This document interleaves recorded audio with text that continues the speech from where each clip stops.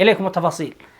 باريس سان جيرمان الذي استطاع أن يجلب ميسي ونيمار ومبابي والعديد من النجوم بمبالغ باهظة جدا جدا جدا من الخزينة القطرية، لم يستطع أن يحقق نتائج جدا إيجابية على المستوى الأوروبي. محليا معروف باريس سان جيرمان الفرق التي يعني تنافسه من دوري ضعيف، ربما يسموه دوري الفلاحين لأنه دوري أضعف من بقية الدوريات العالمية، ربما أنه مصنف من الدوريات الخمسة الكبرى إلا أن مستواه أقل.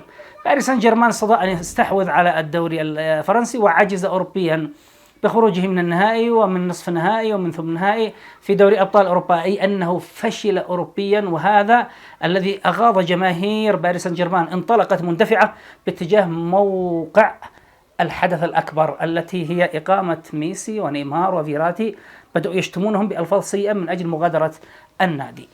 شكل ضغط كبير جدا على ميسي ونيمار. نيمار ربما لكثرة إصاباته، أما ميسي نتائجه طيبة جدا مع الفريق الباريسي، ربما لم تكن بذلك الشكل المأمول، إلا أنه استطاع أن يجلب مئات الملايين من الدولارات لهذا النادي، سواء ببيع الفنائل أو حضور المباريات وما شابه ذلك.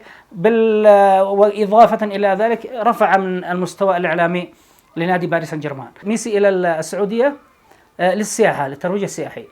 باريس سان جيرمان يعلم بتلك الحادثة بأن ميسي لم يستأذن وذهب. ميسي ظهر في فيديو معتذرا وقال أنه لم يكن يعلم بذلك وأن المدرب لم يخبره. عموما هذه الأشياء كانت ما هي إلا مخاض لسوء العلاقة الموجودة بين باريس سان جيرمان وليونيل ميسي. إدارة برشلونة استطاعت أن تلعب في أو تخوض في الماء العكر. روجت عبر إعلامها بشكل كبير جدا بأن ميسي على أهبة الاستعداد إلى نادي برشلونة، وفي الأيام القليلة القادمة سيعود ميسي وكذا، لكنها لا تملك شيء، يعني حتى استغنت عن القناة الفضائية التي من خلالها كانت النافذة الإعلامية لجماهير برشلونة. لماذا تغري ميسي بالعودة إلى برشلونة وأنت غير مستعد؟ تيباس والليغا الإسبانية وضعت شروط مجحفة جدا بشأن انتقال ميسي إلى برشلونة. يريدوا أن يبيعوا 3 من اللاعبين، من المهاجمين وكذلك من الوسط، أي أنه يريد كم هائل جدا من أجل أن يناسب القانون اللعب المالي النظيف. صعب جدا أن يستطيع برشلونة حتى لو استغنى عن كل موظفيه، لن يستطيع أن يصل إلى هذه الدرجة من التحصيل المالي والاقتصادي.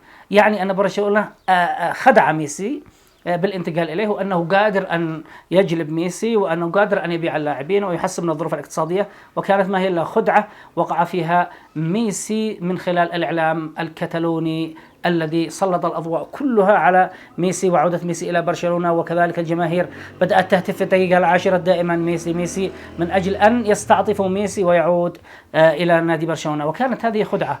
إضافة إلى أن الجماهير بدأت تهتف وصافرة الاستهجان ضد ميسي في مباريات، مع أن ميسي أدى مستويات جميلة جدا وأكثر من صنع للنادي في 2022 وفي 2023، وأرقامه جميلة قوية على المستوى الفردي وعلى المستوى الجماعي. نادي الهلال السعودي وبفكر الرؤية الجديدة لوزارة الرياضة السعودية من أجل الترويج لكأس العالم القادم استطاعت أن تجلب كريستيانو رونالدو.